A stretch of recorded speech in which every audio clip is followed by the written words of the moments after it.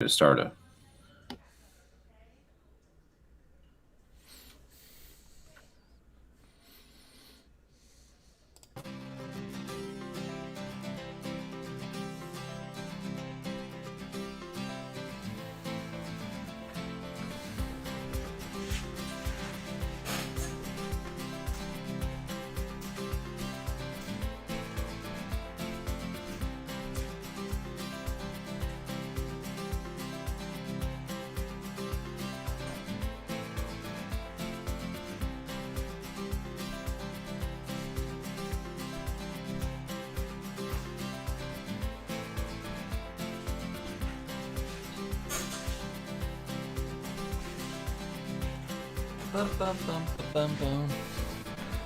Welcome to the pre-show of Behind the Beards. Get that 5-minute countdown going. Get our notes over here. Find my Facebook. If you are here at the early part of the show, we appreciate you being here. You can also share our podcast and the live feed, things like that. That's always really cool. Or not. It's your call.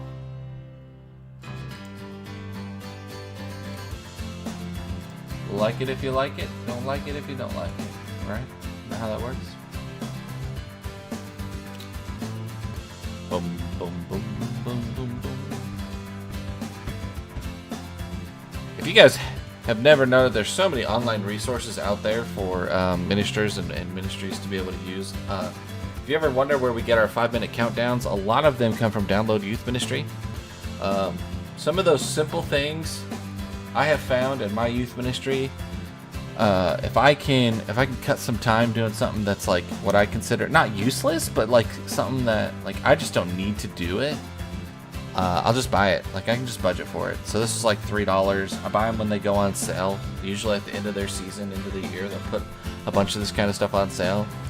And if I've got room in my budget at the end, or even my personal money, I'll just buy a whole bunch of them, and I have them downloaded.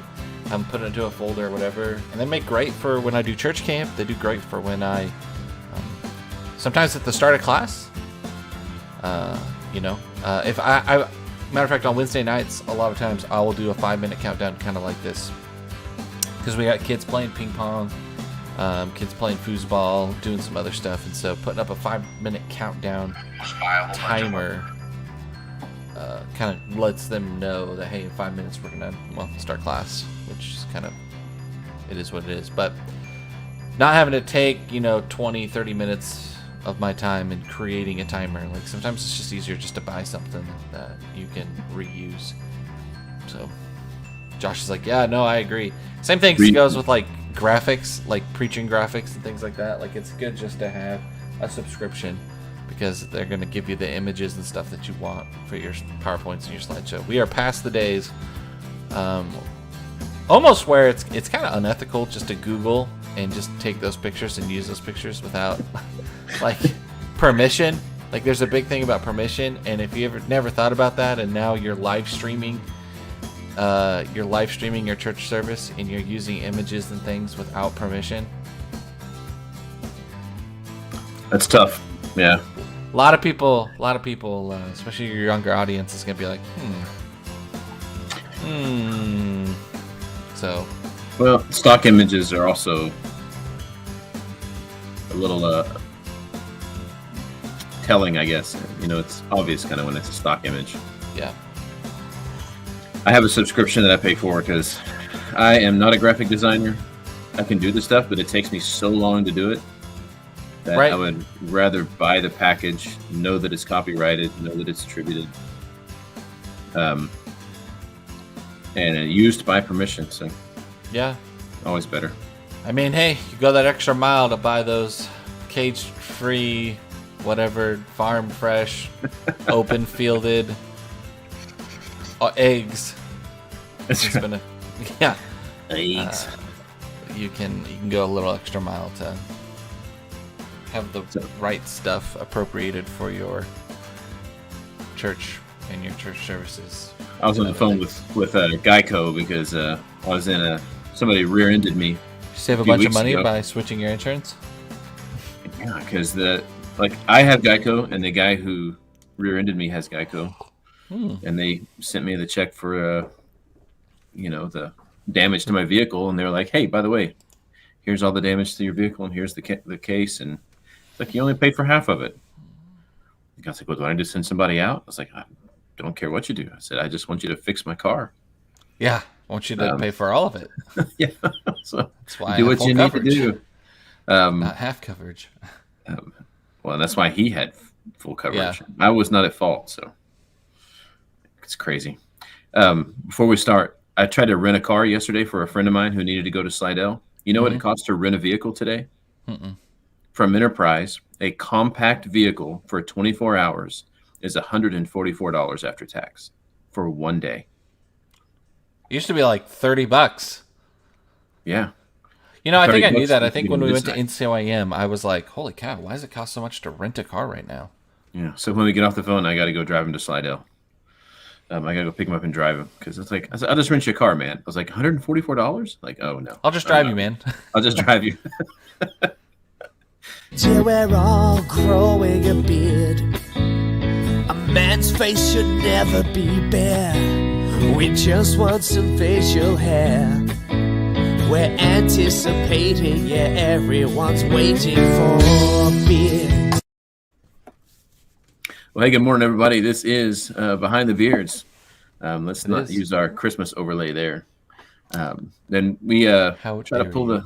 the curtain back and take a look behind the scenes of ministry and try to reveal the things you need to know about what goes on in the hearts and minds of those who are called to lead your church family. Definitely I- try. Try, that's right. I'm Josh Fowler, preaching minister in Baton Rouge, Louisiana. My brother Aaron Partlow is in Longview, Texas, training the minds of the church's future and present. Ooh. Shaping the minds of America's future. This got really heavy all of a sudden. Oh, Babysitting brother. the kids that you don't want to hang out with. That's right. That's right. Man, we are on baby watch right now. Now then, once we get the news that the new baby is here, we still don't get to see or visit, but Didn't know you and Heather were expecting. Congratulations. we are expecting a grandchild. Oh, that's right. That's right. Yeah. 2/22/22 is the due date. Preston texted me earlier and said, "Hey, today is Tuesday, and it's a Tuesday on Tuesday." Like, yeah, that's clever. Terrible. It's true. 2/22/22. Just because it's true doesn't mean you have to say it. Oh, I disagree. Must be said. What's new in your world? Anything going on? Nope, not really. No? Saturday was a lot of fun. Lauren and I, we drove. Tyler, Texas, where my wife, one of the places where my wife works, and she was supposed to go in Saturday, and so all week Sam and I have been working out and playing hard and doing all this stuff. Because Tyler is where Papa Murphy's Pizza is, the only one that we know of that's really close by, and I love Papa Murphy's Pizza, and so the goal was, hey, we're gonna do good all week, and then we're gonna get Papa Murphy's Pizza on Saturday. Well, her boss calls her Friday and says, hey, we don't need you to come in Saturday. We're like, excuse me? So you're going to still drive to Tyler for our pizza, right? No, that would be silly. No. So we got up and we went, and there is a really cool church over there that has a Frisbee golf course, full 18 holes. Full 18 holes with 4 different tee spots for each hole in difficulty. Like they went, talk about the extra mile. They went the full marathon extra for this course. It's very hilly. It's a lot of fun. It's in a really great wooded area. Oh, hello. That is all me. I'm trying to answer a comment here. Anyway, so we got up and we went and played a full 18 hole Frisbee golf. Got our pizza, drove home, came home to the Edge. We took Lauren's car, and the Edge had a complete flat tire. Had a huge screw that I had ran over somewhere to where it was completely flat. So, had to, after being tired from doing 18 holes, had to jack up the Edge, put the donut on, wait till Monday, to be able to take it in and get it fixed. Ended up getting it fixed, paying like $6 to put a plug in, and then the guy goes, "So, are you into racing?" And I was like, "No." "What do you mean?" And he's like, "Oh, because you have like racing slicks on your car. You really probably should look at getting some tires in the next month or so, depending on how much you drive this." And I was like, "Well, why don't you go ahead and price them out for me?" So I ended up buying 2 tires today, and I'll get 2 more tires when I get paid. Yeah, because right. holy cow, you talked about like how expensive renting a car is. How expensive is to put tires on a car right now? Yeah, expensive. Like, well, so a funny story, and then we can get into the. So that was my weekend. But, I'll tell a story on my daughter. So about a year ago, she had I guess it's a couple years. She was driving home, and she pulls in the driveway, and she comes out or comes to the house, and she goes, "Hey, Dad, I think my tire is flat." So it's like, okay. It's like, well, so I came out and I looked at it. The tire wasn't flat. The tire was gone. Like the only thing left was like the bead and a part of the sidewall. And I'm like, oh man, like, how did you get home? And she goes, "Well, it was riding a little rough." I was like, "I bet there's not a tire left." He goes, "And there was some guy that was honking at me on the road telling me something was going on. I bet that's what he was talking about." I'm like, "You think?" Oh, oh no. It was right as she came in towards the neighborhood. It had kind of gone low, but kind of gone low. And then she just, it was on the back, so it didn't really register to her. But it's like, that's crazy. But she is not that way anymore. She is well versed in paying attention to the vehicle and what's going on and how to get out of traffic if something goes wrong. So good stuff. Well, hey, Crazy. man, we're going to talk a little bit today about, perseverance has been on my mind lately. Why do we choose to keep going, whether that's in family and job and ministry, or even just as a Christian? So before you dive into that too deep, our theme, our title for this episode is "What Keeps You Going?" And I guess my question is what is the difference between like this podcast of like what keeps you going and maybe like the idea of ministry burnout prevention? Like how do you, what's the difference? Because for me, I would think when I looked at this and I was like, okay, so we're going to talk about ministry burnout. Like how do you prevent ministry burnout? But I think you have a completely different view or a different idea of what this episode is going to be about. So I don't think I think burnout's something that is pretty specific, and I think probably specifically related to certain aspects of life in different times. We become so invested, so consumed. When our boundaries become unhealthy and something takes over our life in an unhealthy way, we get to a place where we just don't want to do it anymore. I was. And I know you're going to make fun of me for this again. Always. But I was watching the highlights from the U.S. women's national team and their match against New Zealand. Oh, yeah. And the United States. We've all seen that. We've all seen that, yes. The United States was going in for a goal. They try to cross the ball, and when the New Zealand defense woman tries to clear it, she scores a goal in her own goal. About 5 minutes later, the U.S. plays a ball down the center. The U.S. forward goes up to head the ball, and she misses it. It hits the girl in the head, and it goes into the goal again. And then at about the 40th minute, the U.S. clears another ball or crosses another ball, and as she tries to clear it, she kicks it into her own goal a third time in one half of soccer. And I was like, man, there are defensemen who go their entire career and don't even come close to doing this once. And she just did it 3 times and a half. And when the coach took her out of a game, she gave her a hug and she went over and she sat down and she just cried on the bench. And so I'm thinking, how do you get up tomorrow and believe that you are still competent enough to do this again? Yeah. And to do it the right way. And it just kind of made me think about, our life as Christians and marriages and families and even as ministers, that when you have those days that it's not about burnout, it's just about, man, I just don't know if this is for me. Maybe I failed so miserably, or maybe I just feel so inadequate. that what makes me continue to choose marriage, family, career, ministry, Christianity. And so that's kind of where what I was thinking about when I kind of wrote some of these things. So what keeps you going in life? Why do you continue to choose the path that you're on? Maybe marriage and family is a good place to start. Why do you choose marriage? Why do you choose your family when it's hard? Yeah. Can I put that to you? Yeah, just throw me that giant boulder. I don't know, like you just do, right? Like I guess like it's just I was dwelling that idea that love is not a feeling, but love is a choice. I guess I choose family because I love them, because I choose to love them. I also feel like there's a lot of weight to the fact that I made our wedding day. Like, I'm really glad if you showed up and you were there at our wedding, but I don't really care because like the major thing that happened at our wedding was that my wife and I took that vow. And I think I take that vow so seriously because we took that vow, and we took that vow together, right? We took that vow in front of God. I'm trying to get my camera to focus in. It's driving me crazy. That's because of this.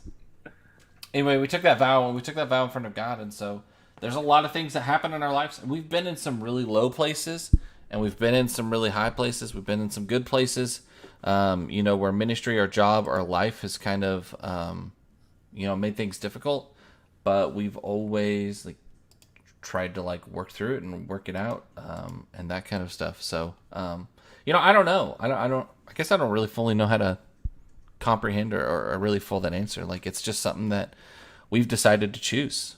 We've been in places where we've been pretty impoverished, and we didn't have money, but instead of turning on each other, we leaned on each other. We've been in places where we've been spiritually beat up, and so instead of walking away from each other, we've walked closer together. And I think it's that constant choice that you're stuck with me. I kind of think that's been our attitude from the beginning. We always made a joke even when we were dating Lauren. Lauren would make a joke, well, I'd get a new boyfriend, but it's too much work. I put too much effort into this one already. And that's kind of the way we've always looked at things. If we're going down, we're going down together, and if we're going up together, and it's just that's the way it is. And well, and that's kind of why I started. That's why give us some more wise insight. No, that's kind of why I started with this question, is because it, at least for most of us, it's less of a choice, right? We made some vows, and even the world would look at their kids and say, well, of course I would continue to choose my kids. That would be irresponsible for not continuing to choose my family. But we're also living in a time where divorce is. So my wife and I encountered a friend, and we had been married at this time probably 14 or 15 years. And we were in a restaurant, and this was a guy that had worked with us when we were first dating, when we first got married. And we came in to eat, and we saw him, we said hi, and he said, hey guys, are y'all still married? And so it was it's almost like this expectation that, the easy thing to do is just to move on. And that's kind of the nature of our culture, that, when the going gets tough, we say the tough gets going, but more often than not, we just cash in our chips and move on to whatever's next. I even had someone make a comment that I had worked with at one time that said, oh, well, that's a good starter marriage for him. So what? Yes, I know. I was like, that's terrible. And I was like, I wanted to think he was joking, but the more he talked, the more I realized he wasn't joking. And so we are living in a culture where, that vow is not necessarily taken seriously. And so I think it's important, what you said is hey, I made this vow, and every day I continue to make this choice. And sometimes it's the popular choice. Sometimes it's the easy choice. But it's always the choice to honor a vow that I've made. And I might have failed miserably at being a husband or a father yesterday, but today I'm going to wake up and I'm going to try to do it right again. And I agree with you. I just can't imagine, when it comes to my marriage and my family, I can't imagine any other way. It can't even fathom what it would be like, to choose something different. That gets a little more,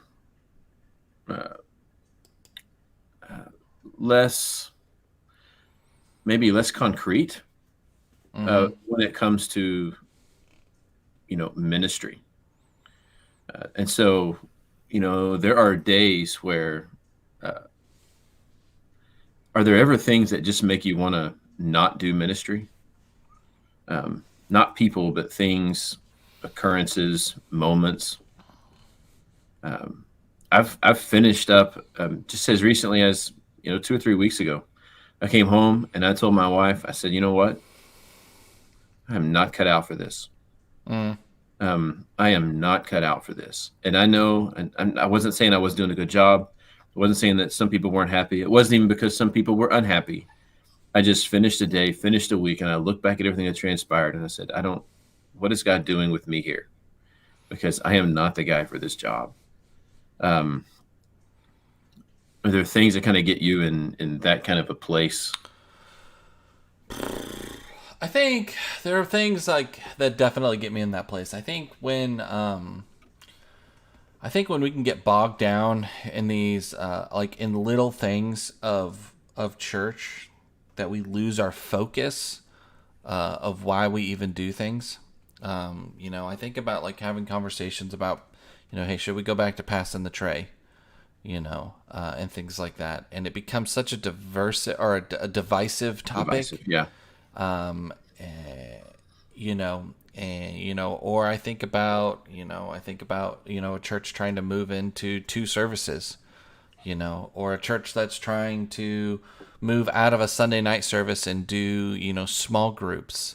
And it's not necessarily that there's resistance to change, but it's this bogged down reason of, hey, this is not working, but I'm not going to change it because this is the way that we've always done it. There may not be a scriptural reason or something like that and I guess for me, like things that have scriptural reasons why we don't do it or why we don't move that way, those hit me differently. But the personal preference things that stand in the way, they kind of sometimes really bog me down. And I just go, man, are we really having this talk again? Like if we change this, then we're going to have to change this. We're going to have to change this. We're going to have to change this. Like we've already made strides to be better and to go further. Like this is taking step backs. And so maybe that's it. Maybe I just unrooted it there for myself, that maybe taking, when churches or groups that I've been working with, like we take a step back or even 2 or 3 steps back from all the progress and all the stuff that we have done to make things better. That kind of really bogs me down, and that kind of weighs me, and I'm just like, what? Are you kidding me? Like, no. Yeah.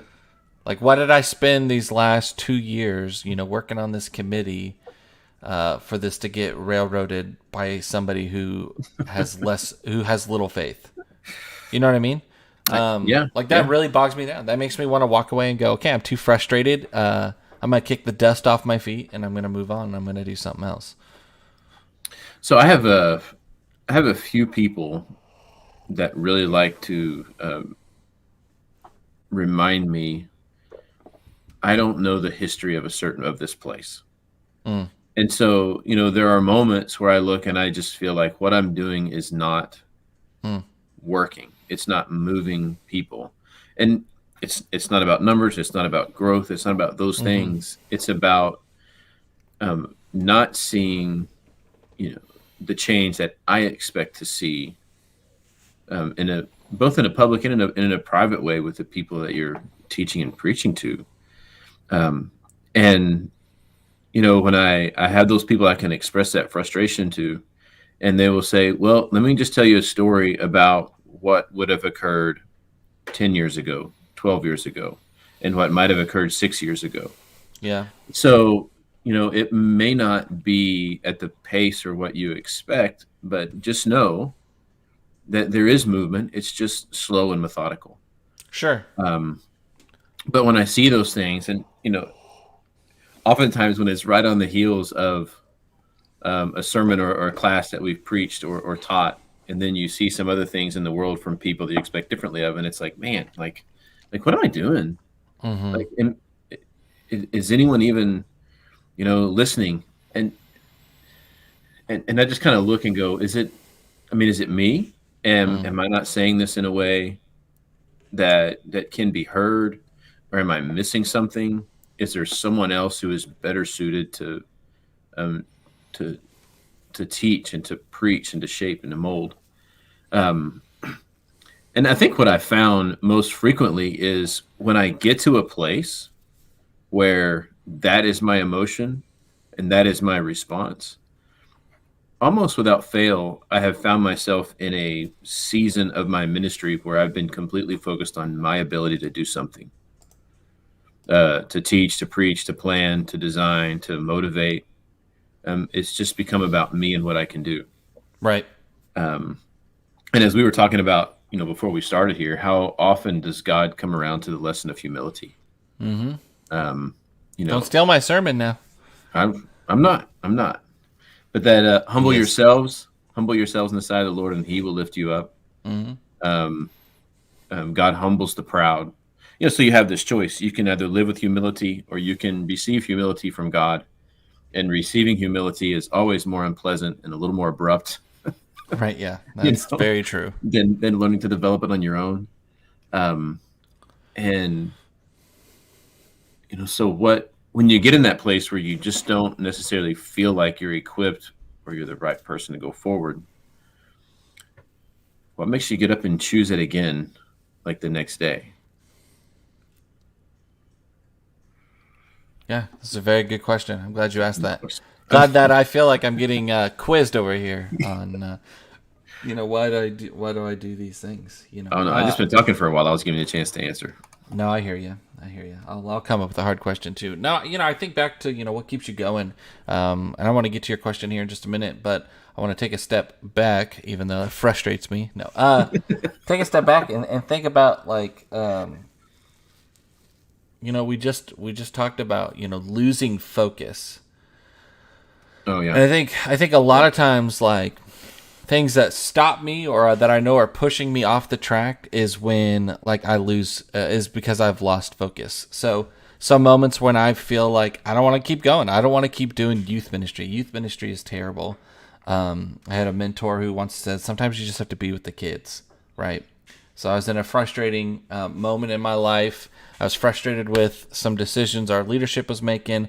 I was frustrated with some of the overarching church politics that was going on. I was frustrated with song leading and some other stuff like that was happening. I was getting really burnt out and frustrated. And I reminded myself, it took me to do this, right? It took me, and I don't know why, but I was cleaning through some stuff in my office, and my job description was on my desk. And I was like, oh. And then I realized as I read my job description that all of those things that I was completely frustrated and upset about were not things that were on my job description. Right. Does not mean that I was doing something bad that I was not, because, I feel like if I'm on ministry staff, I want to be a part of the team and I want to be able to help out in any way that I possibly can. But I kind of sat there and I went, have I lost focus? My focus is to be, I wasn't youth and family minister. I wasn't associate minister. I was just the youth minister. And I say just the youth minister, that's an easy job. And so I thought to myself, I went, I'm going to focus on the youth group. And everything that I'm frustrated about is none of that is a part of my actual youth ministry. Sunday mornings, we had a great class and it was going really well. Wednesday nights were flourishing. We were the largest Bible class, that was going on Wednesday nights for people to show up. My youth group, I feel was in a healthy place. They were not sin free, of course, but we were in a healthy place where we were having good conversations and dialogue and mentoring and other stuff like that was happening. And so I decided, I was like, maybe I'm just off track and I need to refocus myself. And so there's a lot of moments where, like, hey, maybe I'm sticking my finger in the wrong pie and I need to just just stay in my lane. That's the idea. Do we have to clip that out?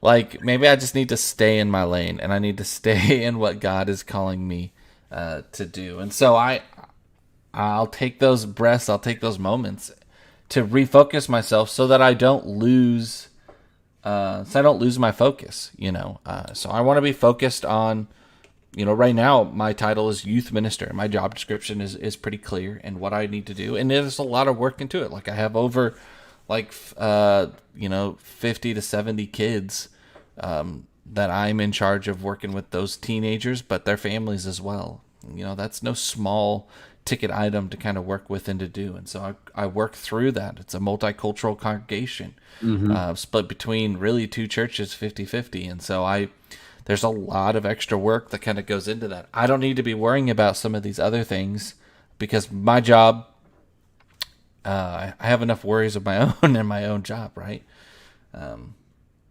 So I guess that's what I think about. Like, is sometimes I feel like that I've branched out too far, and I need to remember my focus. And I think sometimes churches will do that too. Like, we branch out so big, and we're so worried about so many other problems that we forget what our major purpose is. Like, our major purpose is to worship God, to uplift one another, and to reach the lost.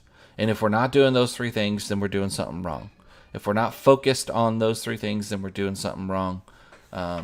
If we're squabbling and fighting and bickering over things that aren't doing those three things, then it's not worth fighting over. And I need to be humble, and I need to realize that it's not about me, but it's about other people. So anyway, that's my sermon.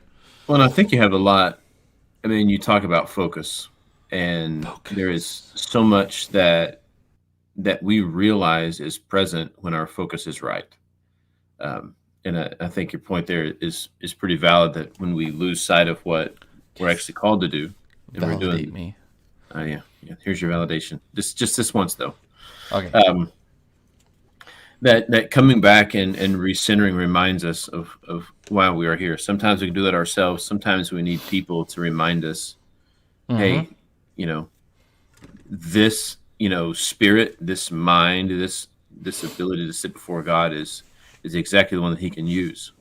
I think about Moses, right? I mean, Moses was equipped in Egypt to do all the things, but he was confident in his own power and his own ability and his own placement. When he tried to take the reins for himself, God said, nope, it's not time yet. But after 40 years in the desert, when God comes to Moses and says, hey, now it's time for you to go set my people free. Moses still has the training. He still has the military expertise. He still has the leadership. But now he has this humility that has come from 40 years in the desert. Stephen, said just a little bit ago, I've learned a lot in the last 4 months, as he's dealt with, a lot of things with his wife and health. That sometimes in that desert place, we learn a lot about who we are, about our makeup, and about how much we need to depend on someone else for the strength to do what is yet to come. Because if I'm relying on me, it's just going to be, I'm going to continue to have those failures and those less than desirable outcomes. So sometimes I need that reminder that just says, hey, now that you're in this place where you don't feel like you're the guy, now God can say, no, you're my guy. Like, if you weren't the person I needed to do this job, there would be somebody else here. So remembering that, it's his work, and I'm just a tool, a conduit for God to use to accomplish his goal, I think is an important mindset to come around to and understand. I think there's a lot to say as well about, living life as a Christian these days, like not just as a minister, but just simply as a Christian is really challenging. I was having a conversation with a friend of mine just the other day. I said, We were talking about all the things that have transpired over the last 2 years, the people that have come back, the faces that have changed, the people that haven't, and I don't know. I feel like we're on the precipice of something that we've never really seen in our lifetime, which is the Christian morality in our culture Yeah. is not the accepted norm anymore. Yeah. And it's not that it's necessarily, looked down upon, but it is not what people assume to be the norm. And I've wondered if God might be pruning, um, pruning the church and his people for maybe a pretty hefty uphill battle that lies ahead in the years to come. Yeah. Yeah. And that's probably a really deep conversation that probably needs a little more preparation than just that. But it brings us to this place of when that pruning comes, it's uncomfortable. When the thing that you have said and talked about and lived by has been some kind of expected norm to it, and now all of a sudden it becomes a fringe belief and a fringe way of life. Are we going to have the courage to continue to choose the way of Christ in a world that is pretty easily throws those things aside and not only discredits them, but considers them a threat to the way that they want to live?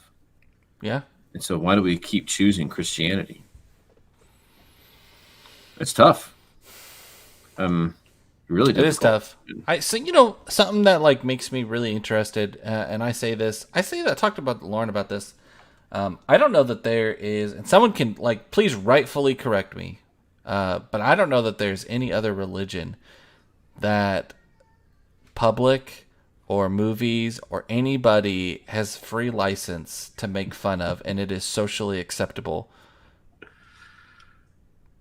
You know what I mean? Like, with how politically correct our society is, and some of that is good, but there is no other religion in which it is just okay to openly mock constantly or anytime. It is socially acceptable to make fun of a Christian in any sense or any fashion, but it is really frowned upon if you do that for any other religion or any other thing, almost to the point. And so for me, I go, okay, well, there has to be something there, right? There has to be something there, because it's. So anyway, I just kind of was thinking about that. No, like the other things, it's very surface level, right? I mean, you'll see some TV shows will talk about the Jewish people, and they'll make some comment about their ability to manage money or their ability to haggle and get the best deal because they. Right. But that's a surface level kind of a thing. Some people will crack jokes about a Hindu having 33,000 gods, but they don't really get to the core of who they are as a people. But I shudder when I see who's the token Christian on the TV show that's at play here, and what's the character traits that they're putting forward. Yeah. You don't see that. I think these words are important to remember. Jesus says, if they hate me, they're going to hate you. And that's one of the challenges is recognizing, I guess for me, is that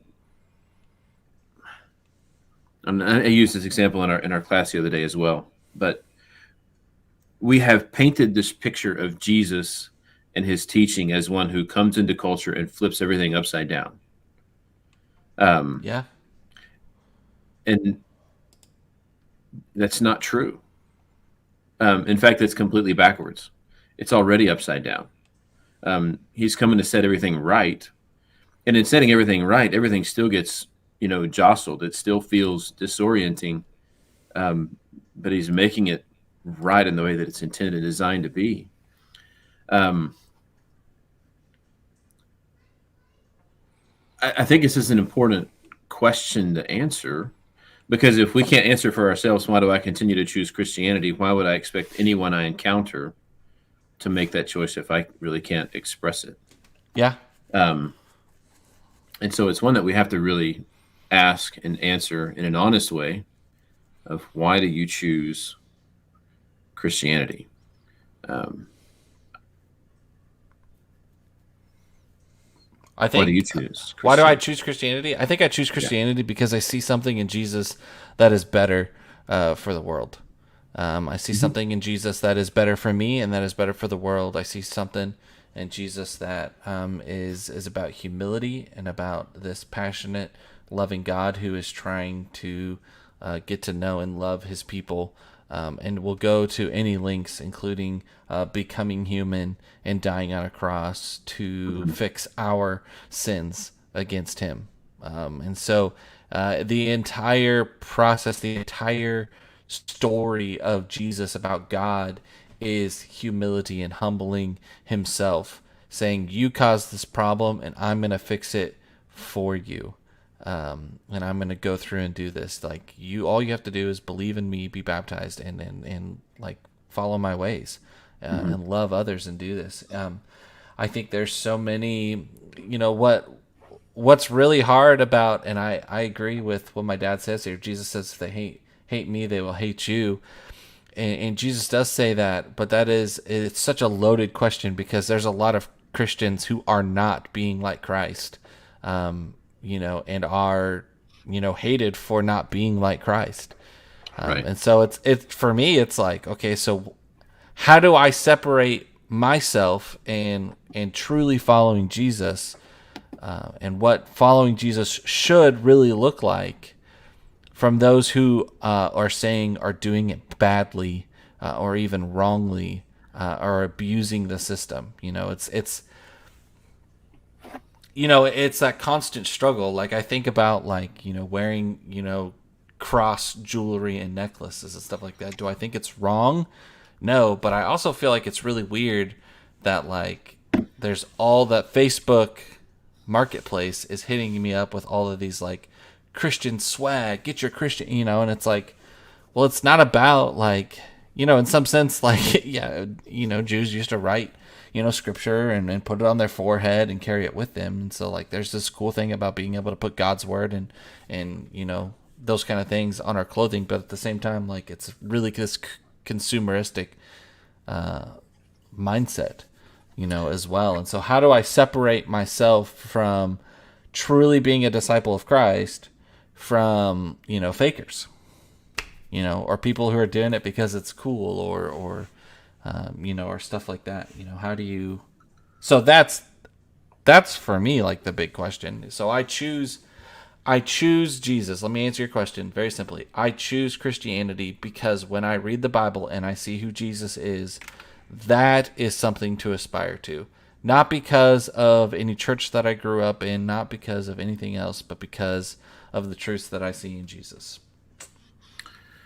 Yeah, there was a time in my life and in my, even in my Christianity that I chose Christianity because I was afraid of what my parents would say if I didn't. Mm. You know, Mm-hmm. that doesn't last though. You get old enough where, that just doesn't last. I think what I have discovered the older that I've gotten and the more that I have like explored not only my faith, but also the work that the church is called to do and the things that our culture is seeking. Mm-hmm. And this is the message that I've really tried to preach and pound home and teach over and over again. It is everything the world is seeking can be found in the shadow of the cross. You have this plea for unity. You have this call for justice. You have this call for equality. You have this call to take care of those who are in need. You have these drives to take care of the people who don't have water in foreign countries, to Yeah. eliminate sex trafficking and child slavery, to go out and all of these things. And you have all of these humanitarian societies who are doing all these different things for different motives. And the only place you really find true unity is in the blood of Christ. Yeah. And that if the church would go out and proclaim exactly what God had given them to proclaim to the world would find that they would find their complete fulfillment in Jesus. Not in laws, not in policies, not in governments, not in rules and regulations or any of these other things that we're seeking them in. But Jesus actually answers every call that the world has, every need, every desire. We just have to be the people who will go out and demonstrate that. I agree that I find it challenging to see people wearing Christian clothes in the way that they're acting. And I think we forget that if you're going to put that on your chest and you're going to put it on your hat or you're going to put it on your wrist or if you're going to tattoo it on your body, you better realize that that is going to be an indication of who you are and who Jesus is to the world that sees it. If you're going to bear the mark, then live it and proclaim the good news. I think we forget that we live by the good news of Jesus. Of all the things Dr. Giger used to say at good old Oklahoma Christian, he would say, for people who are supposed to be people of joy and good news, some of you need to tell your faces that you are people of joy and good news. Like we shouldn't be walking around with sour faces and sour mentalities and broken spirits because we've been redeemed by the blood of Jesus. So yeah, it's true. The answer is there, and we just have to be better at proclaiming it. And so it's a choice worth making, and it's a life worth living. I don't know if this went the way you thought it was going to go today, but I needed this talk. So I don't think so. It was an interesting podcast for sure. I'm glad we were here to have it. I needed to hear it. I need the reminder that the choices are worth making, and the harder it is to make it, the more we got to really buckle down and persevere. So that's completely true. Like the more that we choose to be like Jesus, the more good I see in the world. It doesn't mean necessarily that my life gets better or that my circumstances get better, but I feel better, and I feel like my relationship with Christ is stronger and is better. And I feel like when I love on people in difficult scenarios, and when I do the right thing, by right thing I mean what Jesus would want me to do, there's more peace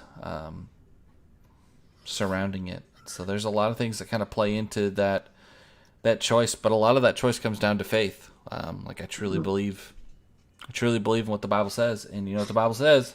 It says, "Don't grow weary in doing good." Galatians 6:9. And I just want you all to know that we appreciate you being here, and we love y'all, and we want to hear from you. So send us emails, write it on our Facebook or whatever. If you have podcast ideas, let us know, and we will try to get through them and cover them. So, but I want to remind you, like Josh was talking about, like this world is messy and life is messy. Man, I pray for teens every day because it is a crazy world out there, and there's a lot of half truths that are being sold, and the only full truth comes from Jesus Christ. And so pray for them, lift them up, and know that they are living in a completely different world than you ever lived in. And don't grow weary in doing good. Don't grow weary in following Jesus. So allow Christ to use you and do something different, something good in his name. I'm Aaron, and this is Josh, and we will see you next week on Behind the Beards. Till we're all growing a beard. A man's face should never be bare. We just want some facial hair. We're anticipating, yeah, everyone's waiting for a beard.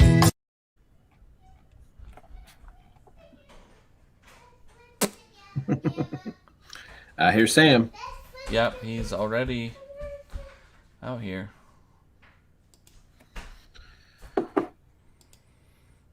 That was good. Like I said, I don't know if it's something I needed. So we got our public therapy session. At least I got my public therapy session going on there. So yeah, that's good. Your Pikachu is on the chair right there. Pikachu. Yeah. Did you get the email about SoulQuest yesterday?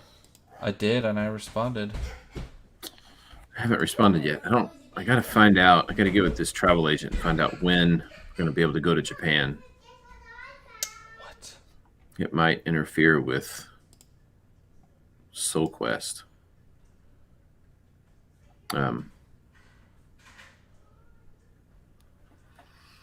But I hate to miss that. I love that. I love that week. But I would also love seeing my grandchild and my son. Can't believe it's been 3 years. That would be a big deal. At that Netsus days, oh man, I put my son on a plane January 1st, 2019, not knowing it would be the last time I would get to see him, and then I hear everybody in the auditorium go, and I was like, oh no, he's alive. He's alive. I realize how that sounds now. Right? Yeah. Oops. Like, let me clarify. That was a funny little slip.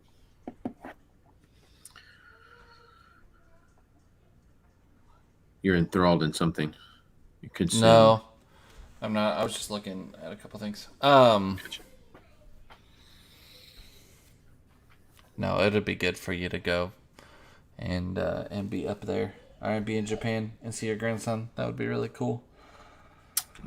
Hopefully we can do both. Hopefully That'd we be can fantastic. It's your first grandbaby, so I would choose that for sure. I already I called and reserved our bus, so I'm gonna charter a bus again. So hopefully I can get Jaime to go with us and do the same thing. both. Hopefully he doesn't come back with COVID. Hopefully we don't come back with COVID. We'll see. We'll have to have a Netsus meeting today at 2:00, and I'm trying to decide how I'm going to handle it and go through it. Just go sit in the corner and don't say anything. I kind of feel like that's what I'm going to do. I kind of feel like I'm just going to put myself on mute and just... Oh, a Zoom? Is it a Zoom meeting? Yeah, it's a Zoom meeting. Are we ever going to get rid of Zoom? Or is Zoom kind of going to be here to stay, do you think? Sorry, one last time. I just got an email that said emergency, and I was like, what? I said, are we ever going to get rid of Zoom, or do you think it's here to stay? I think sometimes we're not Zooming because of COVID. We're Zooming because probably nobody wanted to drive an hour. Yeah, and that's what I mean. 2 I'm not hours. saying because of COVID, but because we've generated this ease of stuff that we think is easier. I don't think it's easier. Yeah, I think it's I don't think I think it's I don't horrible. think so. I don't like Zoom. I think it makes it harder to have personal conversations. So I'm having a hard time with this Netsus group as a whole. But not really. I love them to death, and we'll see how it goes. But I think it'll be really good.